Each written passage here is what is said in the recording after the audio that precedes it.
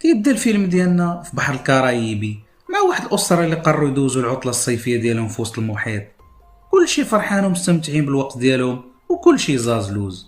في هاد اللقطة كتبان لنا البطلة ديال الفيلم اللي سميتها جوليا. المهنة ديالها طبيبة وراجلها توم عالم محيطات، وعندهم جوج وليدات، الولد سميتو بان والبنت سميتها كاسي.